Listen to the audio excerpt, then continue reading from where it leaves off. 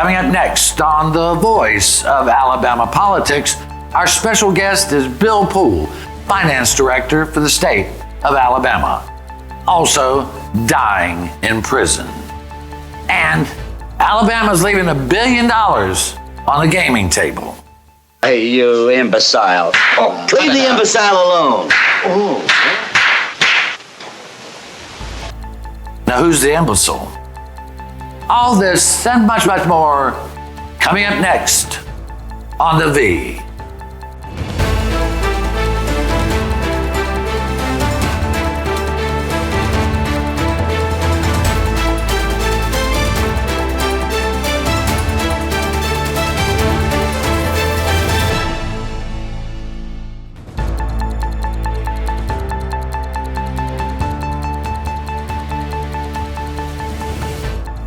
Welcome to The Voice of Alabama Politics, where we tackle the tough issues so you have the hard facts. I'm your host, Bill Britt, and today I'm joined by Bill Poole, Finance Director for the state of Alabama. Welcome, sir. Thank you. Look forward to it. It's nice having you. We have talked before many times, but this is the first time we've been able to have you in the studio, so welcome. It is. Thanks for having me. Yeah. The state of Alabama is in really good shape from everything we hear, but you're a man who's had the pulse on the budgets and the finances of Alabama for many years in the House of Representatives and now as a Director of Finance. Give us an update of how the state is doing financially. Well, I'm excited about Alabama's position right now. I think we can argue, everybody has their different opinions, but I think we can argue Alabama is one of its strongest economic positions, maybe in the history of the state. Right. And I feel confident in saying that. If you look at a lot of the key indicators, we have the lowest unemployment levels in the history of the state. Our economic activity is enormous. We are seeing jobs created. We have more jobs than we have people to fill them. Right. Now, that's causing some problems, sure, but that's the right kind of problem to have. You certainly don't want to have the inverse problem that you have more people than jobs. Right. We're seeing growth in the technology sectors and our manufacturing sectors in North Alabama and South and everywhere in between. So we see all of our indicators look very strong. And I've told and shared with folks in recent days that it's interesting as we think about the finances of the state, and we really try to think long term, right, not just today, not just tomorrow, but long term, understanding some economic kind of uncertainty that is out there. Some of the major credit agencies are stress testing states. If we have a recession of this percentage or that magnitude, how will states perform based upon their economic situation? Alabama performs very well in those metrics.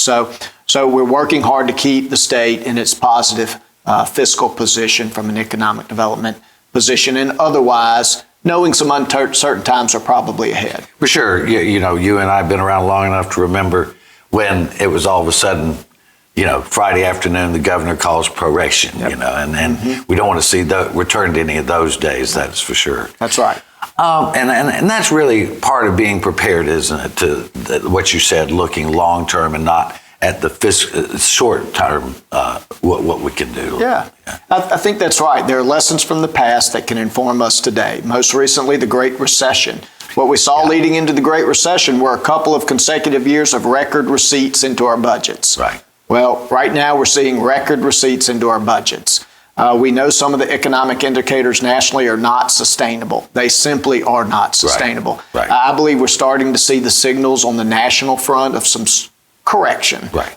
We're due a correction, whatever that may end up being. I think we're beginning to see maybe some very early signals in Alabama that we're going to see a flattening of our receipts growth, which is an indicator of flattening of income tax receipts, sales tax receipts. So being prepared, stewarding the citizens' finances well as we enter a position of uncertainty, I think that's critical. We have spent a lot of time thinking about that, trying to learn from the past, apply those lessons forward. Because what I would like to see, I think our challenge is if there's economic uncertainty, that Alabama emerges from the other side stable, right, strong, and in a better relative condition than our competing states. We are competing for jobs, resources, dollars, infrastructure. If we can steward ourselves wisely, not only in good times but also bad, then we will benefit from that long term. Well, that is the idea of a conservative government, right? That's what we're supposed to do, not spend every dime we've got. That is right. But plan ahead for when we don't have all the dollars we want. I want to move on. The federal government, of course, during the pandemic, passed a number of aid bills to the states. This last one, the American Rescue Plan Act, ARPA. We have a little over $1 billion, I guess, in funds, and Governor Ivey has laid out a plan. There's a bill. Can you give our viewers kind of an update on where you think that stands now? Sure. Well, by way of background, we've seen a lot of federal stimulus money wash across the country, but certainly Alabama as well. So we've been through the CARES Act money. We've allocated the first portion of ARPA. We kind of call that ARPA 1 in the last legislative session. That was just over $1 billion. And so we're in a special session right now taking up ARPA 2, the balance and final money of the ARPA money, $1.1 billion approximately. And what the governor has been very clear about, and I applaud her for that, is these are one-time dollars. They're not going to recur. These are federal dollars. They are not state dollars. They are going to expire. We need to invest these dollars wisely in a way that generates a return for the generations to come, not just casually spend them on, the hot, exciting topic of the day today. So the governor has proposed in concert with legislative leadership to focus on broadband expansion. We know that we need to have greater broadband coverage across the state. We also need a robust high-speed network, and she's made some very exciting announcements on that network. I think that's one of the most significant opportunities that our state has on the horizon right now, is building out that high-speed broadband network. 2, water and sewer infrastructure. Right. Those are very difficult projects and very expensive projects for local entities, small water and utility systems to finance. For the state to be able to leverage and match their dollars and bring projects forward for clean water and sewer systems around the state, that really is a one-time opportunity. You put that infrastructure in the ground, it's still going to be there 100 years from now. Exactly. So we want to make those investments, and then also really focused on healthcare as well. Our hospitals, our nursing homes, our healthcare providers, to ensure, they certainly had a difficult time during the pandemic. We want to make sure that our healthcare systems are as healthy as possible. Well, and you're going to stay around, I hope, for another segment. We're going to talk about some of the other things that are going on. But, one of the things that strikes me when I listen to you talk, not only are you making sense and it's competent government, but these are quality of life issues. When you're talking about broadband, you can't educate a child today without the internet. When you're talking about water and sewage, it's people's health. So, and then when we get over into the medical field, it's really huge. And to grow Alabama, we have to have all these quality of life issues, right? We have to take care of them. Those are the fundamentals. Those are the fundamentals. If you invest in them wisely, it will pay dividends for years, if not generations. And that's the objective right now. Okay. Well, please stay around with for one more segment. We want to get your thoughts on some other things, okay? Sure. All right. You're watching the voice of Alabama politics. Our special guest is Bill Poole, Director of Finance for the state of Alabama.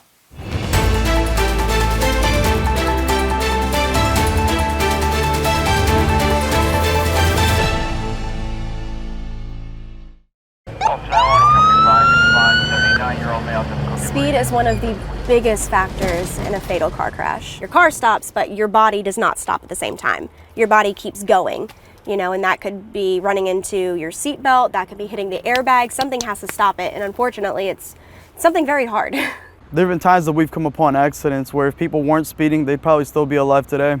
It's truly dangerous, and it puts everybody at risk. There's just no point to it. This kind of stuff has got to stop. My dog Jupiter is frightened when I climb too high, the owl said.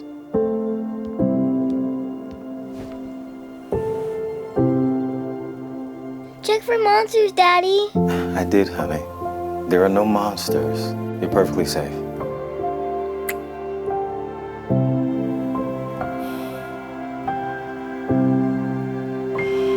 Protect yourself and those you love. Vaccinate now.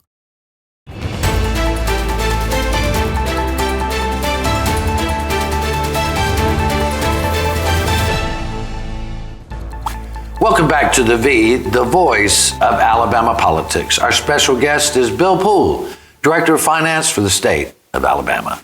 Welcome back. Yeah, great to be here. We were visiting over the break, and one of the things that I know about you, and you were in the legislature, and you were the head of the Education Trust Fund, and that is one tough budget to get together.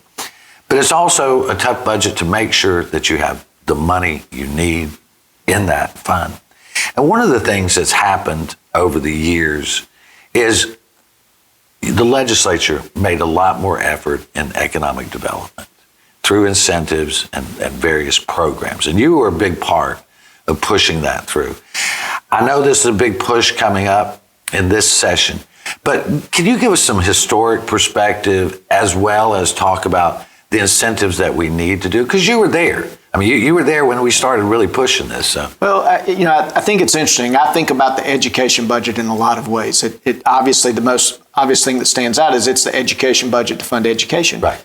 But it's really the workforce budget. It's the economic development budget. As your economic development efforts and your economy goes, so goes the education budget because it's so reliant upon income and sales taxes. Right. So when we have low unemployment and a robust economy, we have more education funds to devote to the needs in education. If we have a decline in those inputs as it relates to the economy, then we have less education funds. So they are inextricably tied, maybe as they should be in many respects. So it's important that we invest strategically resources into economic development so that we can grow our investments in education. And Governor Ivey has, and I will say, and without any hesitation, that she has worked very hard to take on the tough issues that many of her predecessors left undone. Mm-hmm. And education, of course, is a big thing for her, but also this education as far as workforce development and the incentives to bring people to Alabama to live, work, and to help create prosperity for everybody. Yeah. But these incentive programs, what's the importance of those, and why should people care? Well, she has led on these issues, and she's shown what I call policy courage and political courage on all of those hard issues. And very few people have that leadership capability. She does. Within the context of this issue, these incentives are critically important. These are how we incentivize either growth or recruitment of our major manufacturing sectors primarily. Bleeds over into some other industries also, but we've seen our state rebuild our manufacturing sector. This is the Jobs and the Growing Act, as they're commonly called, and folks, your viewers will see those terms in the media reports here in short order. But this reauthorizes those incentives, will most likely amend some of the details of the same, increase some target investments, see what we can learn from what we're doing well. How do we modify this program? The governor has dubbed it the game plan. To her point, if you have a good plan, if you have a good play call, keep calling it. Yeah. And so she's going to do that. But we've seen a lot of investment. This is a results-oriented incentive program. So it's a unique, this was developed several years ago, but we don't give companies a lot of cash up front for incentives like we used to and a lot of other states still do. These are performance-based. So we offer them a variety of incentives, but they can only achieve the benefits if they meet the job creation goals, the investment goals, their back-ended incentives. That's a great benefit to the state. If the businesses that are being incentivized to come to Alabama and create these jobs don't perform, then our taxpayers don't make the investments relative to these incentives. So the governor's very excited about this renewal. I am as well. We're anxious to get to that point in the legislative process to take those up. This is, again, what you just said is so key in that they have to meet targeted goals. We're just not writing blank checks anymore. And that makes, I think, as a business person, any of us feel better about making these investments because we want to see performance on it. We just want to throw money at it. So that's a great point you make there. You know, there's a program, and I've had a few people talk about it, and it's Innovate Alabama, and it's basically to foster that entrepreneurial spirit of Alabama and to sort of retain and grow great youth and talent in this state, or great talent in this state. Can you give us some ideas of what you're thinking along those lines? I can. So the governor, and I agree with her, has an opinion that for us to be competitive as a state in the 21st century economy, we know it's going to be more technology-oriented, research, entrepreneurial startups. That sector of the national economy is going to explode. Right. And the transition and the disruption that's going to occur as a result of that is going to ripple across all aspects of the economy. The governor recognizes, and I agree, that we have to do more to foster and grow that sector here in Alabama. We have a lot of assets. We have a lot of great things going on around the state. A lot of people don't know about. We have a lot of very talented people. We graduate a lot of really talented college graduates from some great institutions. But I joke sometimes, we export a lot of timber and cars and chickens and college graduates. Yeah, that's true. We need to do more to recruit and retain talented people. That's the competition of the future. We have to have an economic sector that's vibrant as it relates to technology, entrepreneurship, research. We do have some barriers in Alabama. So the governor, with her leadership, she formed the Innovation Commission a couple years ago, brought together public and private sector leaders from across the state.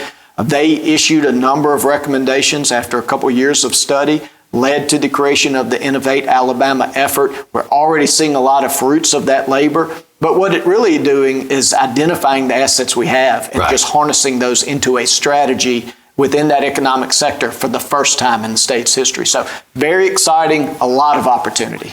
Well, and that is, we know that talent is everything, and having talented folks, you can give a talented person fewer resources and get a whole lot more accomplished. But if you give them more resources, more things happen. We got less than 30 seconds here. Anything else that we should be thinking about? Well, I'll just maybe to add to the point. The governor, I think, is very visionary in how she talks about a lot of these issues, including the Innovate Alabama. We need 2030s strategies today. Right. Not in 2031 or 32, not in 2020. We need to develop those strategies now, whether they're education, economic development, you name it. We need to be anticipating those. And I think that's a break from the past. And I really applaud Governor Ivey. She's thinking about the next generation, not just ours, and I'm proud of her for that. Well, I agree with you 100%. We are very fortunate to have her as our governor, and I think she's very fortunate to have you as her finance director, because that is a key position to keeping the state going forward. So thank you for your service. Thank you. All right. You're watching The V, the voice of Alabama politics. Our special guest has been Bill Poole, State Director of Finance. We'll be right back.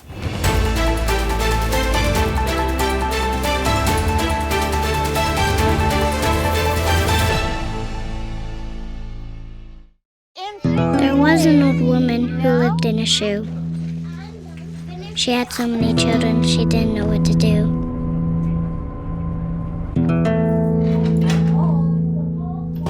She gave them some broth without any bread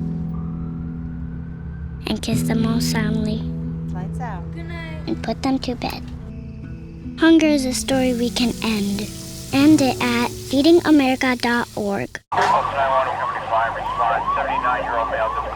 Throughout my career, I've seen many crashes, and a lot of the fatalities are from people who haven't worn their seatbelt. Cars have rolled over multiple times. I've had people end up in lakes, ravines.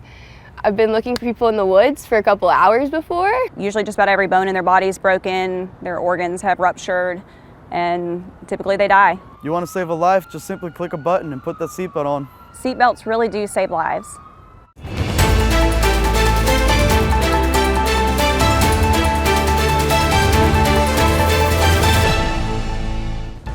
Welcome back to The V, the voice of Alabama politics, where I'm joined by Susan Britt, research guru extraordinaire, and Josh Moon, columnist and investigative reporter at APR. Welcome. Hi, guys.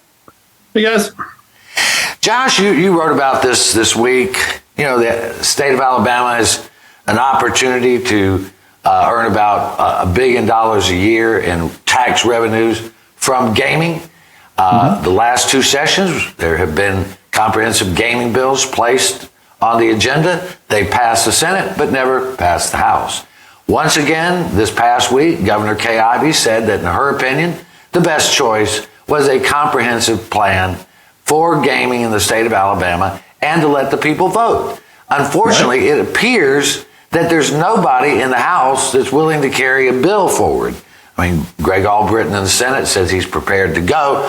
The leadership in the Senate says they're prepared to go, and nobody in the House is prepared to say anything but whoa, I guess. But you reported on an article in the Wall Street Journal where the Bureau of Indian Affairs is looking to change the whole landscape, where it won't matter anymore what the legislature does. The Poarch Creek Indians, our native tribe here, would be able to do whatever they want to expand gaming, and they don't need the state. You want to break that down? Yeah, and that's basically right. One of the things that's kind of brought the Poarch Creek tribe to the table here in the negotiations in this state is the fact that they're basically landlocked to lands that are there's some historical significance with the tribe, and so they were allowed to take those lands into trust. That's the reason why they have casino locations in Montgomery, Wetumpka, and Atmore.